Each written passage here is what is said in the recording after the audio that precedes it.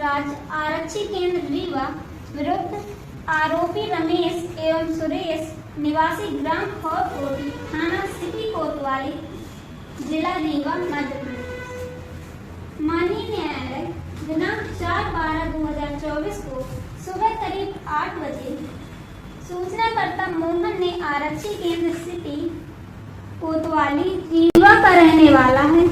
दिनांक 30/11/2024 को शाम तकरीबन 7 बजे जब वह अपने कार्यालय से आकर ड्राइंग रूम में आराम कर रहा था तो अभियुक्त रमेश एवं सुरेश उनके प्लॉट में उसकी खुली हुई नाली को लेकर गाली गलौज करने लगे। जब मोहन बाहर आकर देखा तो कि बाहर क्या हो रहा है तो अभियुक्त रमेश और सुरेश मोहन का पीछा करते हुए घर के अंदर घुस गए एवं मोहन पर लाठियों से हमला करने लगे। मोहन के सिर एवं दाईं भुजा पर रक्तस्राव युक्त उभतियां पहुंची। जब मोहन की पत्नी राधा ने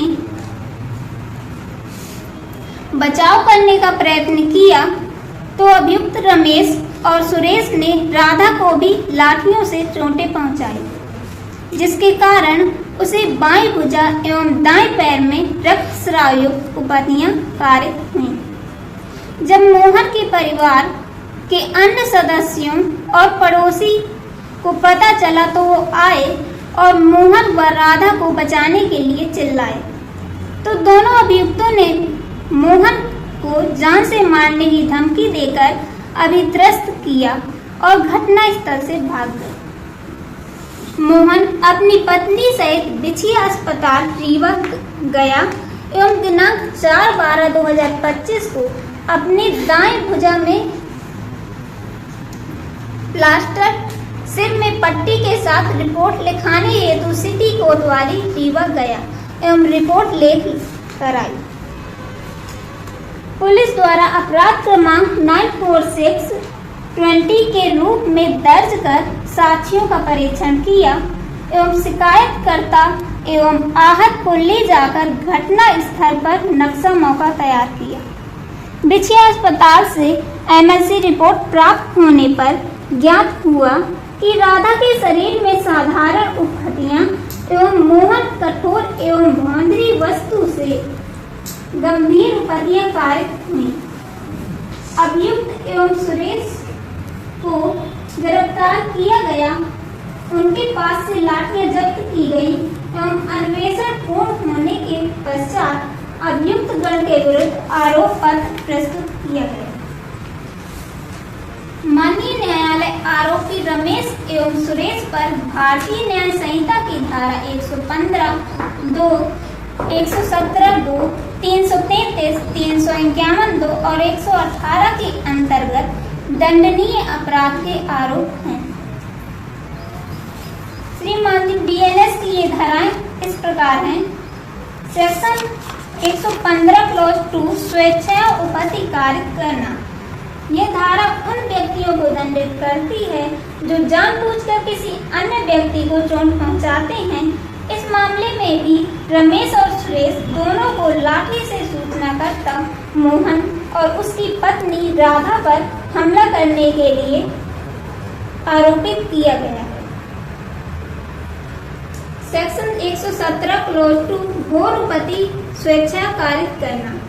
अस्पताल से प्राप्त चिकित्सा रिपोर्ट एमएलसी इस बात की पुष्टि करती है कि पीड़ित मोहन को गंभीर चोटें आई, तो दोनों आरोपियों पर धारा 115(2) के साथ इस धारा के तहत भी आरोप है। गंभीर चोट को किसी भी चोट के रूप में परिभाषित किया जाता है जो निम्न में से किसी एक का कारण बनती है। पहली, जान का खतरा।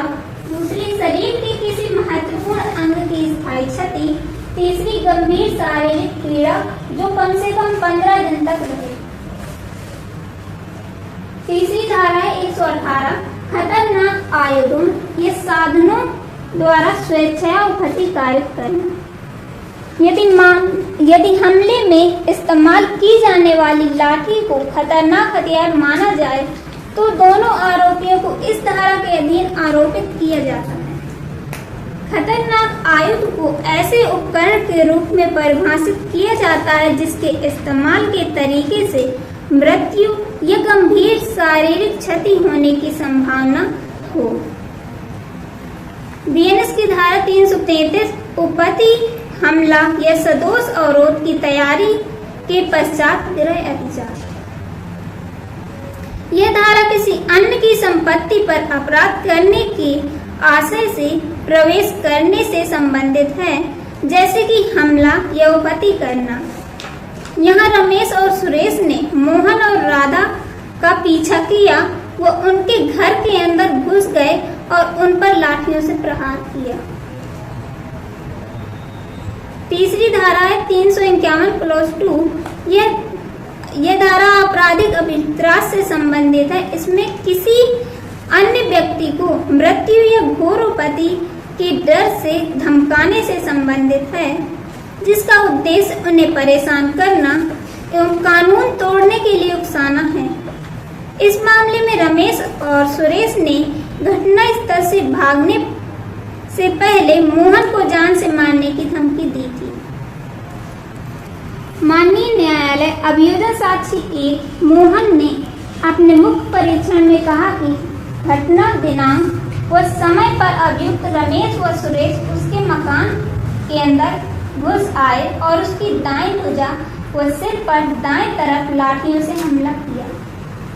जब उसकी पत्नी राधा अभियोजन साक्षी 2 ने उसे बचाने के लिए प्रयास किया तो दोनों अभियुक्त व्यक्तियों ने राधा पर भी लाठियों से वार किए। जब फरियादी के परिवार के सदस्य और पड़ोसी आए एवं अभियुक्त गण रमेश एवं सुरेश पर चिल्लाए तो रमेश एवं सुरेश घटनास्थल से भाग गए।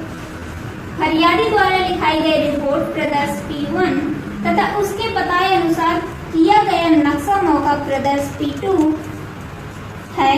वह तीन दिनों तक अस्पताल में भर्ती रहा एवं उसका दाहिना हाथ फ्रैक्चर हो गया। अभियोजन साक्षी 2 के द्वारा मोहन के अनुसार बताए हुए मामले का समर्थन किया गया। साक्षी सोहन जो अभियोजन साक्षी 3 है वो मोहन का सगा भाई है, उसने भी मोहन के द्वारा बताए गए मामले का समर्थन किया। अभियोजन साक्षी 4 जो डॉक्टर हैं उन्होंने भी मोहन और राधा के कथनों का उनकी चिकित्सीय परीक्षण प्रदर्श रिपोर्ट प्रदर्श P3 प्रदर्श P4 मोहन की एक्सरे रिपोर्ट प्रदर्श P5 एवं एक्सरे प्लेट्स आर्टिकल रमेश एवं सुरेश को इस विसंगति के साथ प्रमाणित किया कि राधा का दाहिने हाथ एवं दाहिने पैर में चोट आई। अभियोजन साक्षी 5 ने जो विवेचन अधिकारी हेमंत हैं उन्होंने विवेचना के दौरान उसके द्वारा की गई समस्त कार्यवाहियों का समर्थन किया। माननीय न्यायालय सुप्रीम कोर्ट द्वारा कुछ निर्णीत वाद हैं जिनमें आरोपी को दोष सिद्ध किया गया तथा अधिक से अधिक दंड से दंडित किया गया। पहला है Rupendra Singh Sandhu versus state of Punjab 2002 का ये केस है। इस मामले में सुप्रीम कोर्ट ने अभियुक्त को आईपीसी की धारा 323 जो कि अब बीएनएस की धारा 115(2) है के तहत दोष सिद्ध किए। दूसरा केस है हरियाणा राज्य एवं मांगी राम 2003 का केस है। इस मामले में सुप्रीम कोर्ट ने यह भी निर्धारित किया कि उपलब्ध चिकित्सीय साक्ष्य के आधार पर सत्र न्यायाधीश द्वारा अपनाया गया मत संभव हो सकता है तथा अभियुक्तों को भारतीय दंड संहिता की धारा 34 के साथ धारा 325 और धारा 326 के अधीन अपराध के लिए दोष सिद्ध किया गया। माननीय न्यायालय तीसरा केस है स्टेट वर्सेस एस सेल्वी का जो 2018 का केस है। इस मामले में सुप्रीम कोर्ट ने परिवादी रकम वसूली के लिए अभियुक्त के घर गया।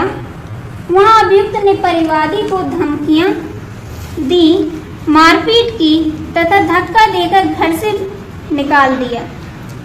उसे धारा 506 के तहत दोषी करार किया गया। एक और केस है पीपी वर्सेस एनएस मूर्ति का केस है जो 1973 का है। इस मामले में आरोपी ने पत्नी के सिर पर लोहे के टुकड़े से प्रहार किया जिसकी चोट साधारण थी, अतः सुप्रीम कोर्ट ने आईपीसी की धारा 323 के तहत दोषी ठहराया गया। श्रीमान जी, चूंकि अभियोजन पक्ष ने अपना मामला पूरी तरह से साबित किया है तथा पीड़ितों की साक्ष्य पर अविश्वास करने का कोई कारण नहीं है, अतः श्रीमान जी से निवेदन है कि दोनों अभियुक्त गण को उनके कृत्य हेतु दोष सिद्ध किया जाए और कठिन से कठिन दंड दिया जाए। धन्यवाद।